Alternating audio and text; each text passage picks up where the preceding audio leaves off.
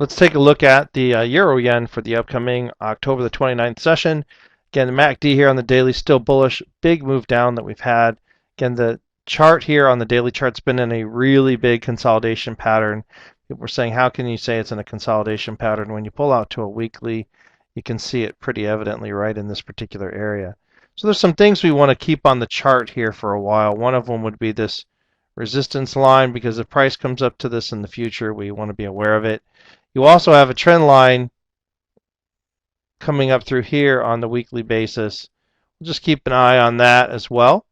And you also just want to make sure that we're going to see when we get down to the lower time frames, the daily, etc., that there's a nice support area coming up here, this little valley. And you can see if you look over here to the left, there's a lot of support involved in that area. That said, let's go ahead and take a look at what we see on the 4-hour chart. Again, MACD saying straight down. There was that divergence that's played out. It's been more than a pullback. This has actually been quite a good reversal at this point on a weekly to daily basis. It's been a nice pullback. There it is on the 1-hour basis, and it's just been breaking to lower lows like we've been pointing out. So really, there's not going to be a whole lot that we're going to watch for on this. Again, we talked about it on the dollar yen. We've already broken below this consolidation at the time of this video recording. Again, with the delivery time and getting to you folks respectfully, we hope you understand that there's no real sell scenarios we're going to be looking at. The only buy that we may take a look at would be right here on this trend line right here. We're going to extend it all the way back. Look at that. It's been here since the last couple days, really strong. Is this trend line, and any kind of close above this on a 1-hour chart, we'd be looking to go long. We'd also be taking our profit aggressively, because that would be a rally and a downtrend that we've established here recently. So again, we'd be taking 70 to 80% off, and maybe, in the somewhere in between that 25 and 50 pip range, letting the rest run, see if it's going to get there. And then any kind of rally that develops from this situation or close over this trend line that might develop, then we're going to prepare to sell it. So that's what we're going to be looking for on the Euro Yen for the upcoming October the 29th sessions, folks. Let's take a look at the Euro Dollar for the October the 29th session. As you can see, that price action did continue down to this daily trend line that we have drawn in here.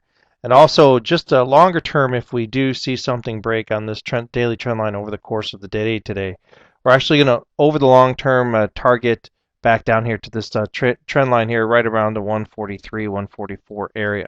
All right, so just remember, that's where we're at. We're on a daily trend line and a 40-day exponential moving average. Price is in there battling around right now. And a lot of times that's what you'll see, is all that fighting going on a trend line. Buy, sell, buy, sell, buy, sell. And when a trend line, especially a daily one, is so close as this, it might take a little bit, but a lot of times it'll break down and usually reach down and touch it. On the 4-hour chart, we're looking at some things going on here. In the last 4-hour period, you can see that we had a little doji there. Depending on your trading platform, remember this is a broker specific here. But for the most part, the trend is still to the downside. We're starting to see some divergence here in the histogram, so that's going to be significant to us, as in we might get some kind of pullback up here over the next couple days. We've had a nice fall off. It's not been quite as dramatic as some of the other pairs with the euro dollar.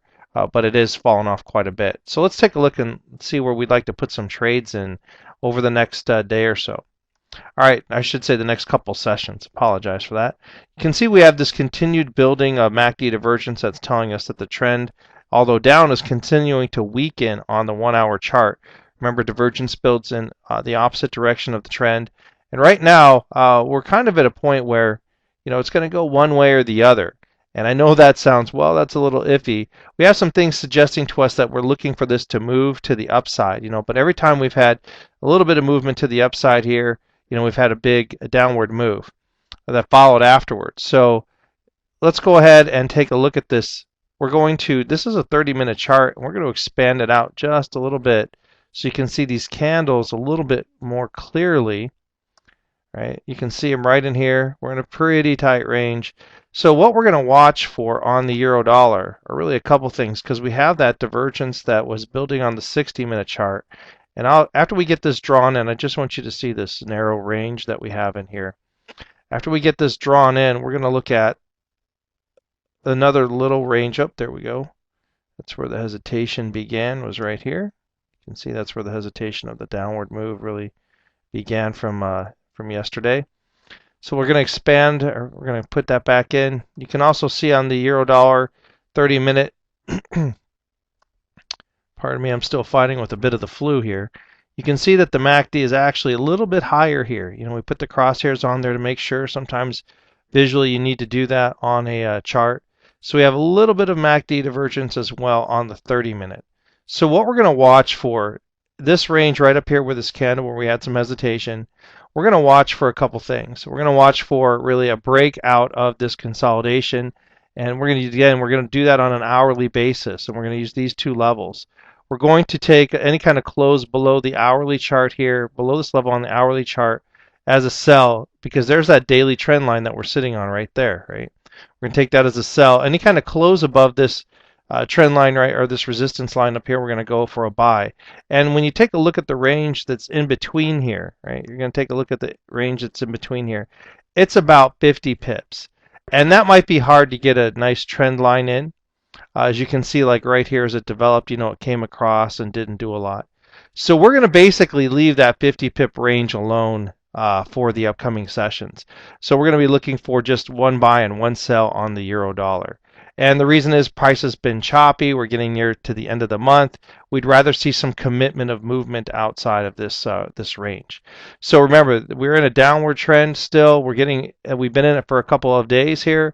We're getting to the point where the market needs to take a break and probably reverse back.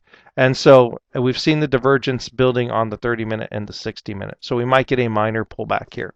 And so those are the one buy and the one sell we're going to be looking for on the euro dollar for the upcoming October the 28th session.